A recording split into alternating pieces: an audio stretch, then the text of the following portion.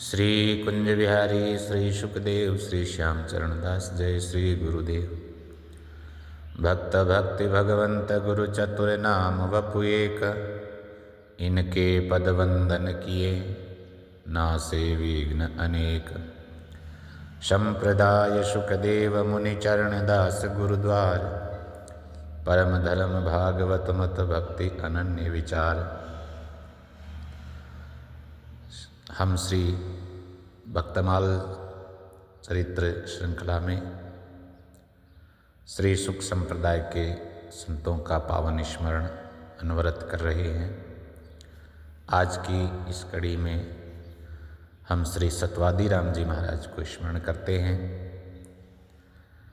श्री सतवादी राम जी महाराज भी सुख संप्रदाय के महान प्रेमी भजनानंदी महात्मा हुए।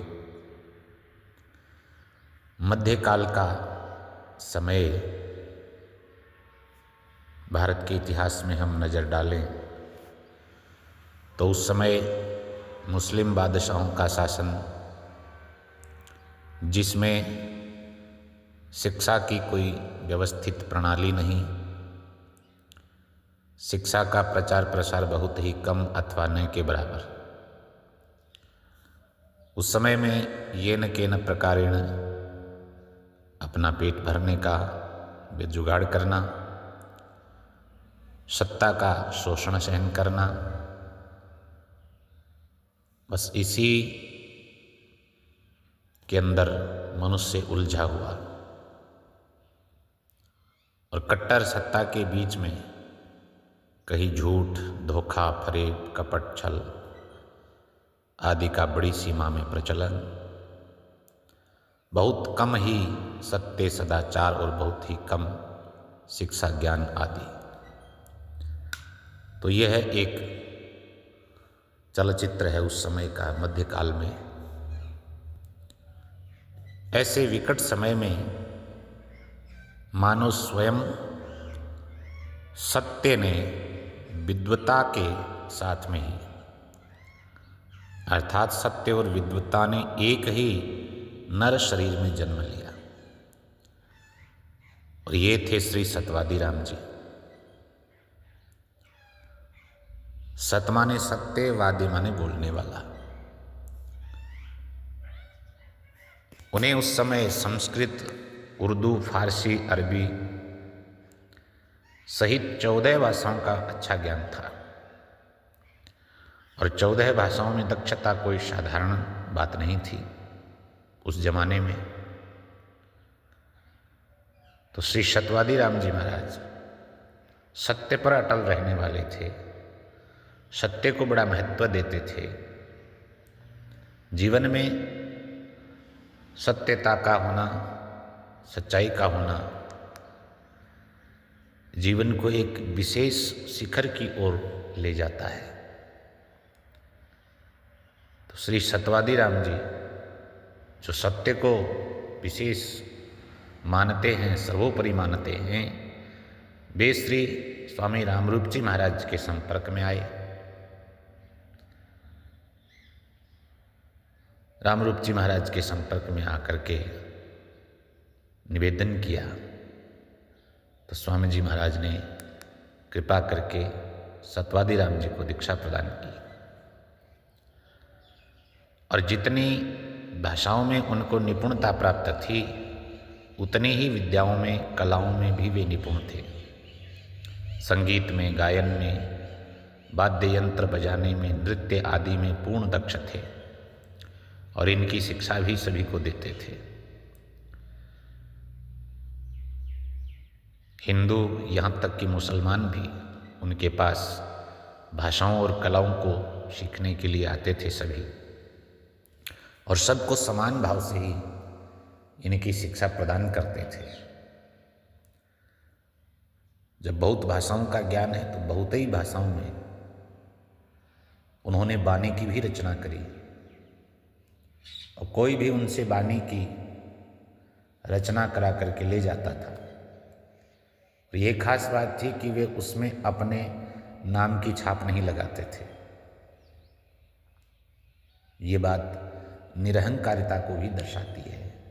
निरहंकारी थे, पूर्ण ज्ञानी, ध्यानी, योग सिद्ध महात्मा और एकदम मनमोजी स्वच्छंद स्वभाव के साधक थे।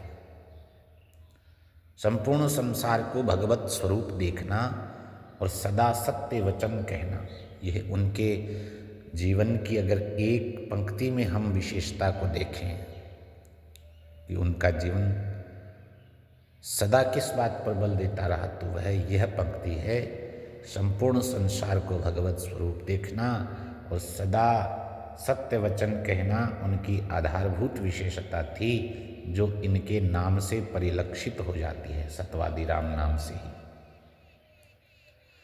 तो एक दिन श्री ठाकुर जी के मंदिर में संतों के द्वारा समाज गायन हो रहा था। श्री सतवादी राम जी महाराज भी समाज में सम्मिलित थे।